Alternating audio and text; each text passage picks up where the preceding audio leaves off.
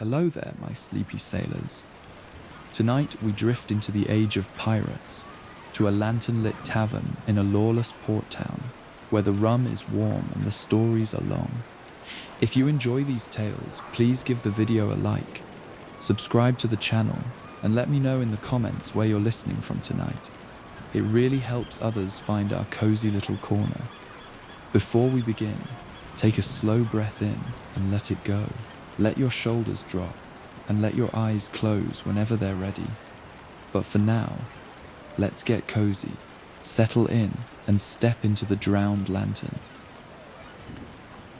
The harbour shows itself slowly, the way all mercies do when you have waited too long for them.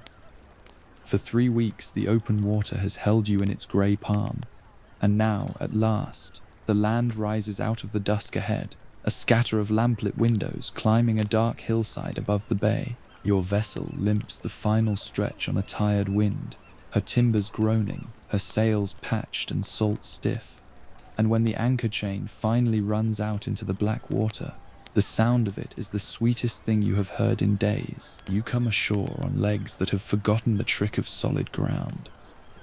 The dock tilts gently beneath you, or seems to, and you stand a moment with one hand on a barnacled post, waiting for the world to hold still. The port town spreads before you in all its crooked, careless glory. Lanterns sway on their hooks. Somewhere a fiddle is being played badly and happily. The air is thick with the smell of tar and brine, of wood smoke and roasting meat, of rum spilled so often into these boards that the whole waterfront seems to breathe it. You have come here for one thing only: word of safe passage, a route through waters that no honest chart will show you, the kind of knowledge that lives not in ink but in the mouths of men and women who have sailed where you mean to go and live to speak of it. And such knowledge, you have been told, is bought in only one place in this town. A dockhand with a face like cured leather points you up a narrow lane when you ask. "The drowned lantern," he says, and something in the way he says it makes you look twice. "Top of the hill, that's where the old hands drink." He spits into the dark water. "Mind your manners up there. Those that forget them don't always come back down." The lane climbs between leaning houses, past doorways warm with light and laughter, until you find it. A low building of weathered stone and dark timber, older than anything around it, with a sign creaking gently above the door. A single ship's lantern, painted as though sunk beneath green water, its flame still somehow burning. You push the door open, and the warmth comes out to meet you like a living thing. Inside, the room is all amber and shadow. A great fire crackles in a hearth wide enough to roast a hog whole, and the low ceiling traps the heat and the pipe smoke and the murmur of a dozen quiet conversations. The floor is worn smooth by generations of boots. Nets and glass floats and the jawbone of some great fish hang from the beams. Every table holds its share of weathered souls, sailors and smugglers, merchants gone grey in the trade, women with knives at their belts and stories behind their eyes, and a few of them glance up as you enter, measure you in a heartbeat, and return to their cups. The keeper of the place is a broad, unhurried man with forearms like ship's cable, and a clean white apron at odds with everything around him. He pours something dark and warm into a dented cup before you have said a word, slides it across to you, and takes your coin with a nod. "Sit where you like," he says. "Storm's coming in tonight. You'll not want to be anywhere but here when it breaks." You find a small table in the corner, your back to the wall, the way the sea has taught you. The drink is strong and sweet, and tastes of cinnamon and far-off islands, and it spreads its warmth through your aching chest as the first far rumble of thunder rolls in off the water. You settle into your seat, content for the first time in weeks simply to be warm and dry and still. And it is then, as the rain begins to whisper against the windows, that the stories find you. You are perhaps halfway down your cup when the old man appears at your table, though you could not say from where. One moment the chair across from you is empty, and the next he is settling into it, slow and deliberate, as though he has done so 1,000 nights before, and intends to do so 1,000 more. He is a wiry, narrow man, all elbows and angles, with thinning grey hair combed back from a high forehead, and skin gone papery with age. His fingers are stained dark at the tips, the way a clerk's fingers stain after a lifetime of ink, and one of his eyes is clouded to a soft milky blue, while the other watches you with a sharp and patient amusement. He sets down a cup of his own, folds those ink-dark hands upon the table, and considers you with the air of a man reading a ledger. "You have the look of someone chasing a root," he says at last. His voice is dry and unhurried, each word set down carefully, like coins counted onto a counter. "Safe passage, that's what brings most folk up this hill." He smiles, and it is not unkind. "Ellie Frost, I kept books once, for a shipping house in Bristol, before I learned that the numbers were prettier on the other side of the law." He turns his cup slowly on the wood. "You want a route, traveller, but routes are only lines on paper. What you ought to want is to understand the men who sailed them. Let me give you one worth more than any chart. Buy an old man nothing, I've drink enough. Only listen." You nod, and the old clerk's good eye gleams in the firelight, and the tale went like this. "There was a man named Henry Avery," he begins, though he wore other names in his time, the way a careful man wears a second coat. Long John, Long Ben, Captain Bridgman, when it suited him. But Avery is the name the ballads kept, and so it is the name I will give you. He was a Devon man, the son of nobody in particular, and he went to sea young, the way poor boys did and still do. He learned his trade honestly enough, first in the King's Navy, then aboard merchant ships and slavers, which were honest only in the eyes of the law and not in the eyes of God. By his middle years he had become a first mate, a sober and capable sailor, the sort of man a captain trusts and a crew respects. Nothing in that long ordinary climb suggested that his name would one day be sung in every port from Boston to Madagascar. But the sea has a way of waiting, you understand. She waits for the moment a man's patience runs thin, and then she offers him a door. Avery's door opened in a Spanish harbour in the year 1694. He had signed aboard a vessel called the Charles II, one of several ships hired for a venture that promised good wages and a king's license to take French prizes. But the venture soured before it ever set sail. The owners back in England had not paid the crews. Months passed at anchor in that foreign port, the men growing hungry and bitter, their wages always promised and never delivered, while the ship rotted gently beneath them and the officers dined well ashore. Now, a hungry crew is a keg of powder, and an unpaid one is a keg with the fuse already lit. Avery, sober and capable Avery, saw which way the wind was setting, and he chose to set his sail to it. One dark night, while the captain lay drunk and snoring in his cabin, Avery and a number of like-minded men took the ship quietly, without a single life lost. They woke the captain only to offer him a choice: join them, or be set ashore. The man chose the shore, and as the Charles II slipped out of that harbour under a new master, the crew gave her a new name to match. They called her the Fancy, and Henry Avery, first mate and clerk's friend, became a pirate captain at an age when most men are thinking of a quiet bed. The old man pauses to drink, and the fire pops softly in the hearth. What followed, he continues, was a long, patient hunt, the kind that tries a crew's faith. Avery took the Fancy south, around the Cape of Good Hope, and into the warm waters of the east, towards the Red Sea, where the real prizes sailed, for he had set his sights on the richest quarry on all the oceans, the treasure fleet of the Grand Mughal of India, which each year carried pilgrims and gold and jewels across those waters, fat and slow and laden with the wealth of an empire. Other pirate captains had the same dream. Avery simply had the patience to see it through. He gathered other ships to him as he sailed, small vessels with bold crews, until he commanded a little fleet that lay in wait at the mouth of the Red Sea like wolves at the lip of a valley. And in time, the Morgul fleet came. Most of it slipped past them in the dark, to Avery's great frustration.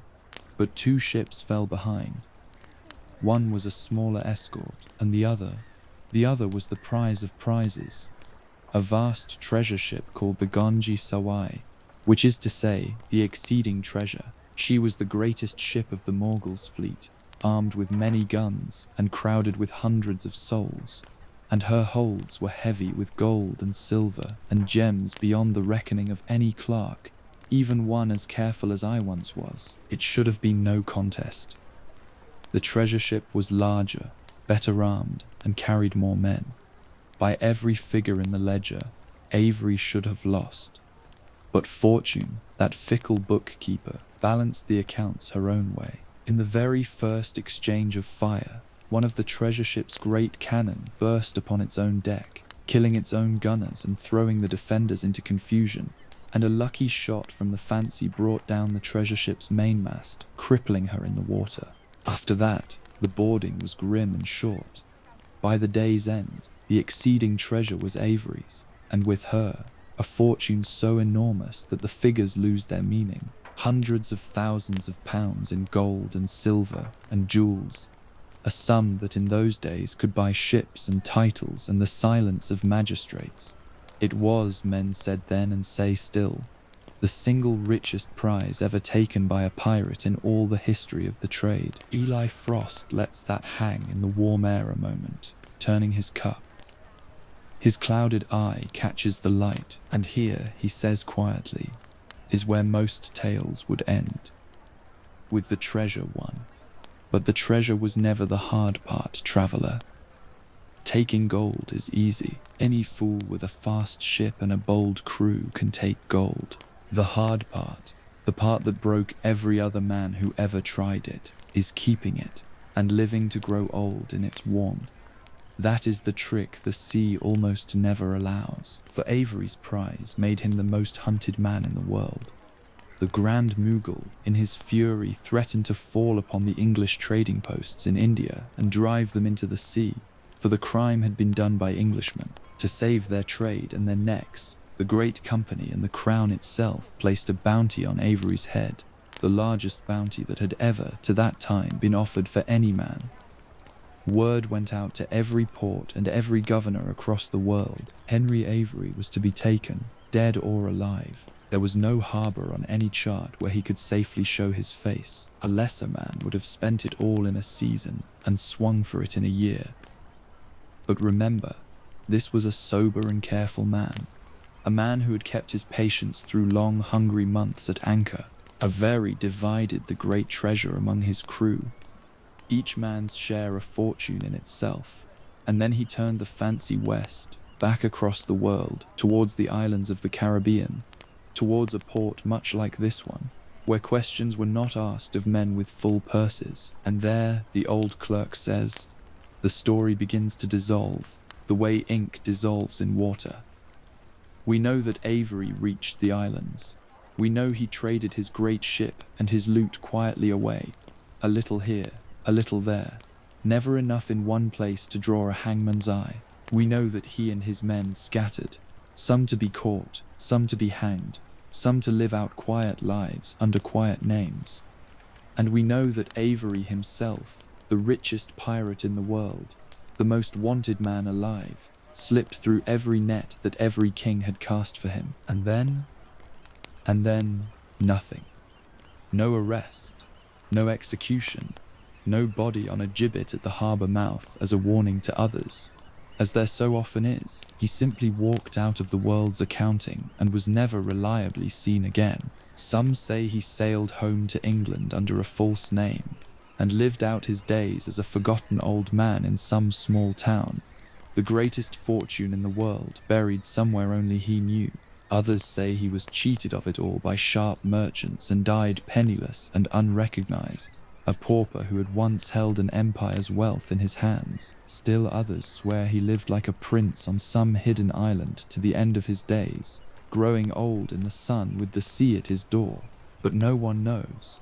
No clerk ever closed his account. He is the one great pirate whose final page was simply left blank. The old man falls quiet, and for a moment there is only the fire and the rain. That, he says at last, is why I have carried his story all these years. Not for the gold. Gold is only gold. But because Henry Avery did the one impossible thing. He wanted to be free more than he wanted to be known. Every other man in this trade wanted his name sung, his deeds remembered, his face feared in every port.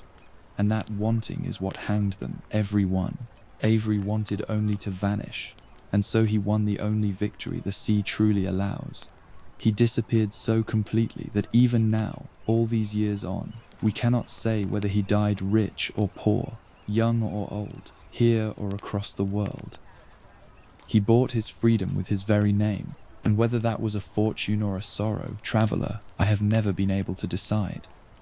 I leave the figure for you to total. Eli Frost drains the last of his cup and sets it down softly. You realize, as he does, that the room around you has grown quieter.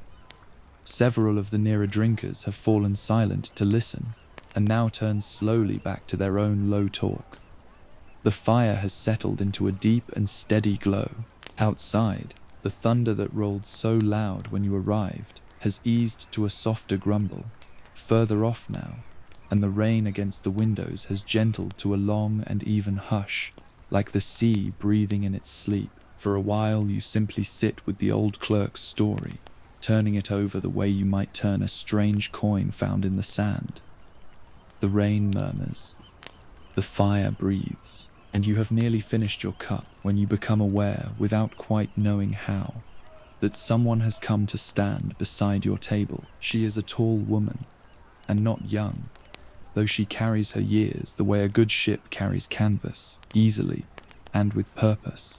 A long sea coat hangs from her shoulders, salt faded to the color of weathered driftwood, and her hair is iron grey shot through with darker strands, pulled back from a face that is all calm plains and deep lines. Her eyes are the green of shallow water over sand, and they rest on you without hurry, without any of the measuring sharpness the others in this room have shown. She has the stillness of someone who long ago stopped needing anything from anyone. She lowers herself into the chair across from you, settles her coat about her, and folds her weathered hands in her lap. He told you of Avery, she says. It is not a question. Her voice is low and slow, with the soft cadence of far-off coasts in it. A good tale, a sad one, underneath, though Ellie never says so plainly. She tilts her head, and the smallest smile touches the corner of her mouth. Beatrice Mendez, I have sailed waters that old clerk has only read about, east of east, where the charts give up and the sea has another name. She regards you a moment longer.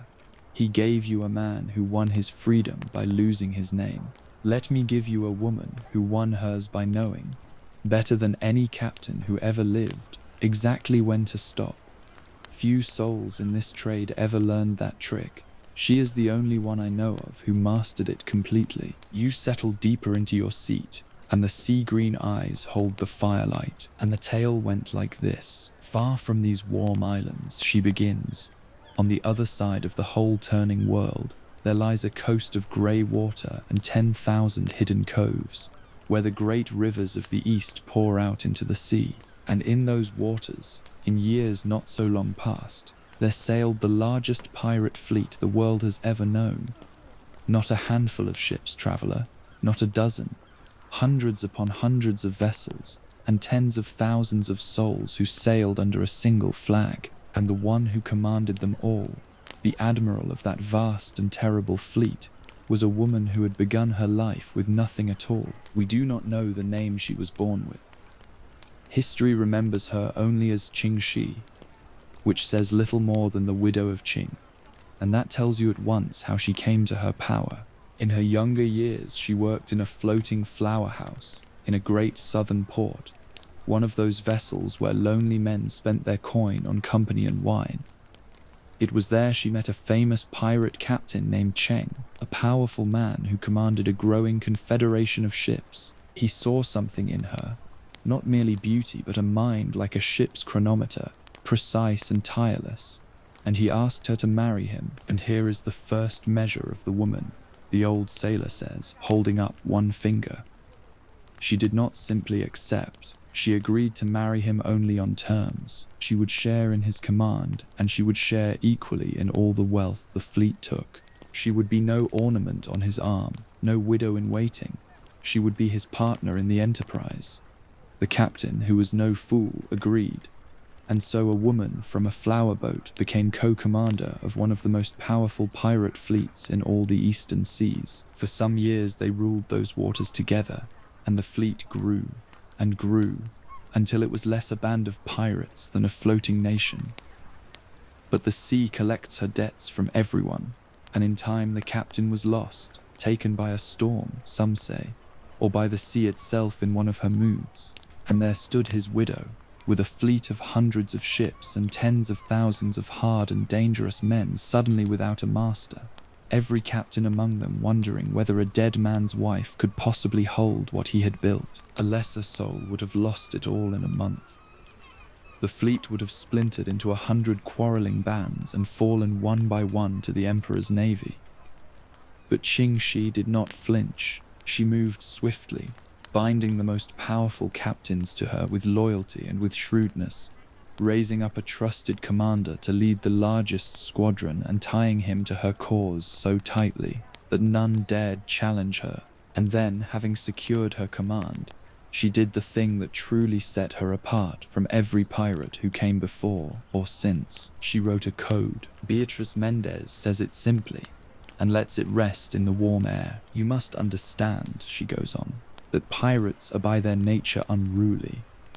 That is half of why men become pirates at all, to be free of rules, of masters, of the lash and the ledger. A pirate fleet is a storm given the shape of ships, and storms do not keep order.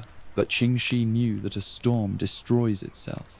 10,000 men taking whatever they pleased would have torn the fleet apart from within long before any navy reached them.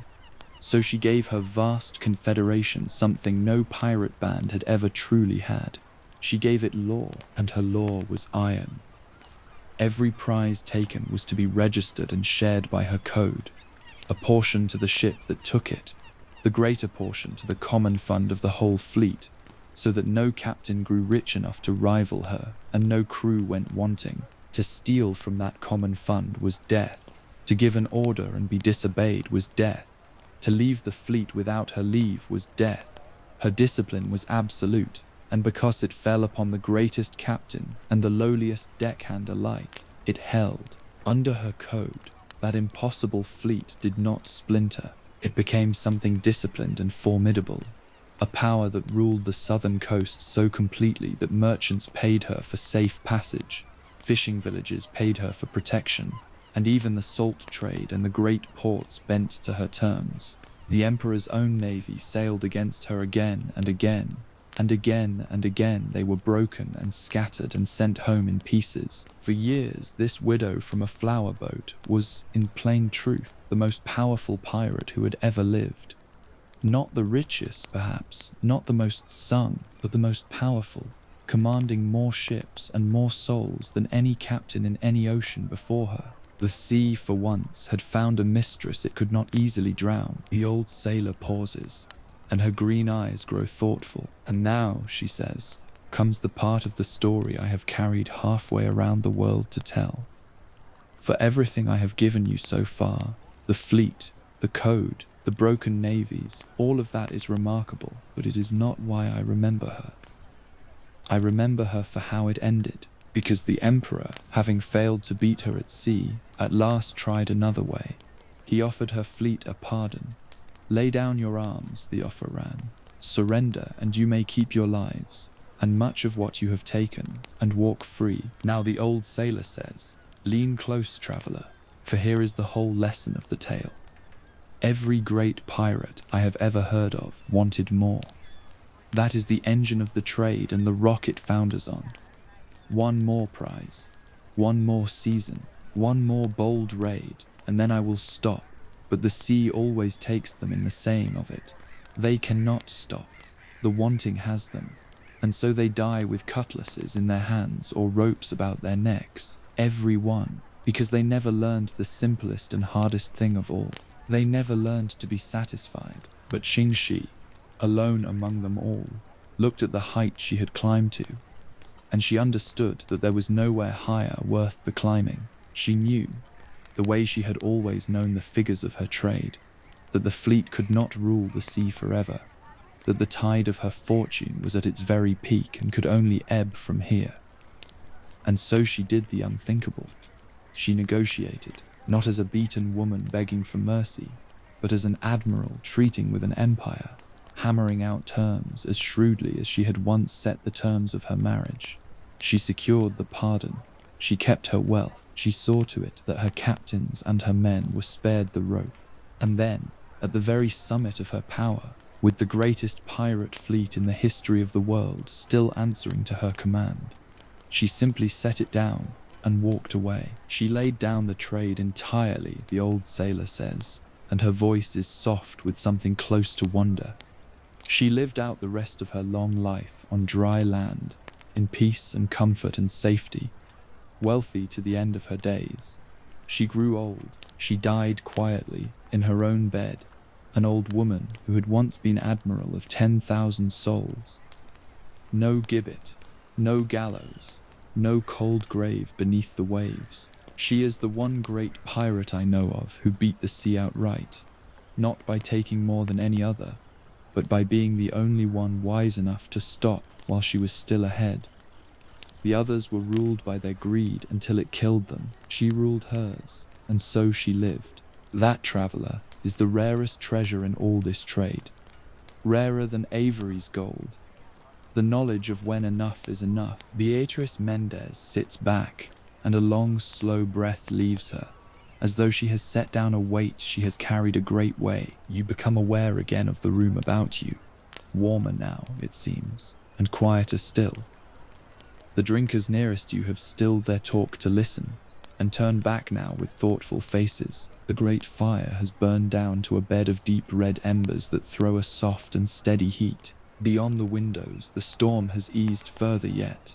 The thunder is only a distant memory rolling somewhere far out to sea, and the rain has softened to a slow and gentle patter, no longer driving but merely falling, the way rain falls when the worst of a storm has spent itself and the night is settling toward calm. The embers tick softly in the hearth, and you have begun to feel the long day settle into your bones. When the third storyteller comes to your table, he approaches slowly, with a courtesy that seems to belong to some older and gentler age, and waits a moment by the empty chair as though asking leave, though he says nothing before he sits. He is a gaunt and elderly gentleman, tall once but stooped now at the shoulders, dressed in a coat that was clearly fine a long time ago, good cloth, well cut, its colours faded soft and its cuffs worn thin. His face is long and pale and deeply lined, his white hair swept neatly back, and there is in his grey eyes a settled melancholy, the look of a man who has outlived the world he loved best. He folds his thin hands on the table, one over the other, and regards you with a sad and gentle attention. You have heard now of the man who vanished, he says quietly, and the woman who knew when to stop. His voice is soft and cultured, each word touched with regret. Two who, each in their way, slipped free of the sea's reckoning. He smiles, faintly. Cassian Vale, if it please you, I am old enough to remember when these waters meant something other than they do now. He looks toward the dark window, where the rain runs slow upon the glass. Let me give you the last of the three, not a man who escaped this time, but the greatest of them all, the one who took more than any pirate who ever lived, and showed in the taking of it and the losing exactly what the sea is and always will be. When his tale ends, traveller, so too does the whole golden age of this trade. He was its summit and its setting sun. You draw your cup a little closer, and the old gentleman's grey eyes soften toward the fire, and the tale went like this. His name was Bartholomew Roberts. The old man begins, though the world came to call him Black Bart. and there has never been his equal upon the water. He was a Welshman, born to no fortune, and he came to piracy late and entirely against his will, for he began as an honest mate aboard a slaving ship, grim work, but lawful in that grim age, and his vessel was taken by pirates, and he among the crew was forced to join them, as captured sailors often were when their skills were wanted. He had no love for the trade at first. He was a navigator, a serious and sober man, pressed into a life he had not chosen. But the sea, you will have gathered by now, has her own designs. Within a matter of weeks, the pirate captain who had taken him was killed in a rash assault upon a far shore, and the crew, leaderless, looked about themselves for the ablest man among them, and their eyes fell upon the quiet Welsh navigator who had been one of them barely 6 weeks. They elected him captain, and the man who had wanted no part of piracy at all, finding himself its master, is reported to have said that since he had dipped his hands in muddy water and must be a pirate, it was better to be a commander than a common man. If he was to live this life, he would live it at the top of it, and live it he did. The old gentleman says, with the ghost of pride in his sad voice, as though all his serious gifts had merely been waiting for this one wild use. He proved, almost at once, to be the most brilliant and daring captain the trade had ever seen. He was bold past reason and yet careful in his planning, swift, decisive, blessed with a navigator's cold, clear mind and a born leader's fire.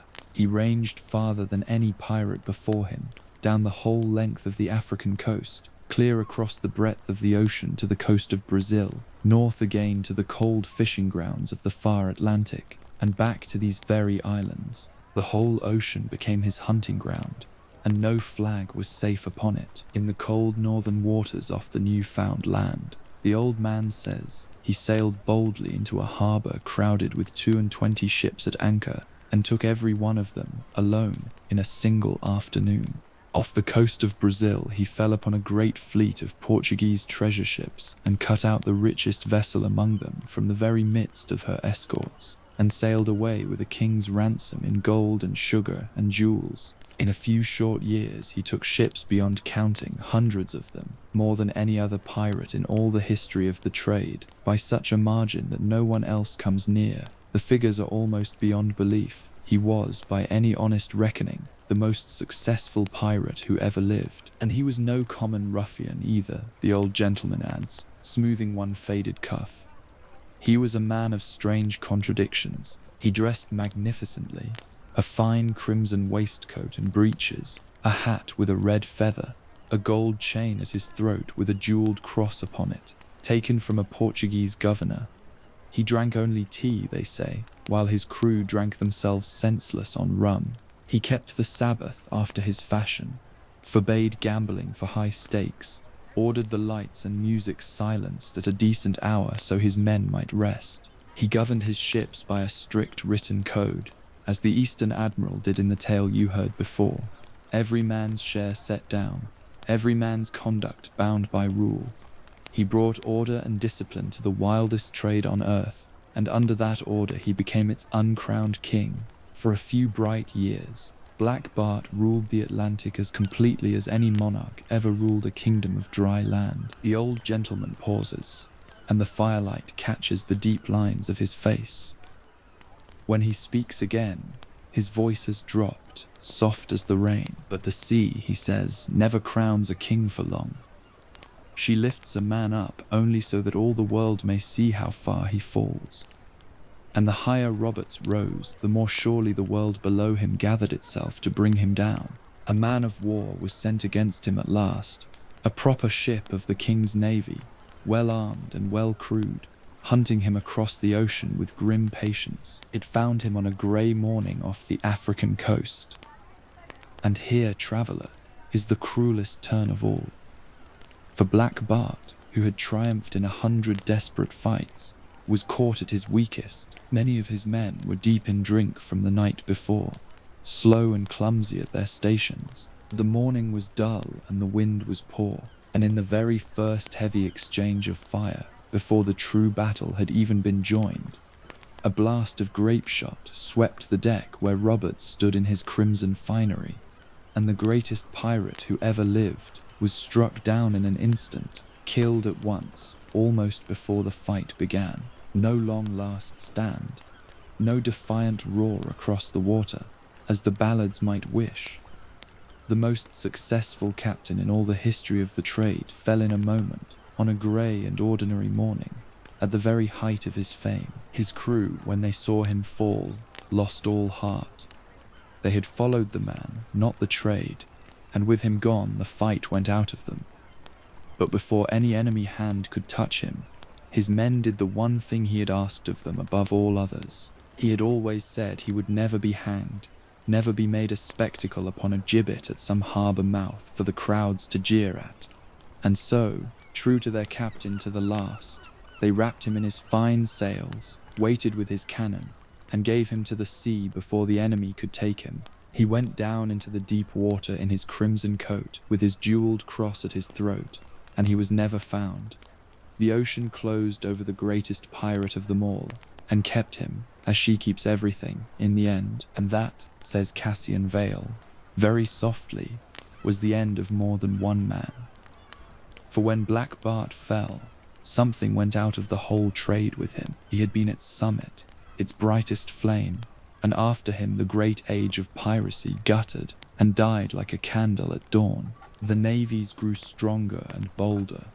The pardons and the gallows did their patient work. The famous captains were taken one by one, and no one rose to match him.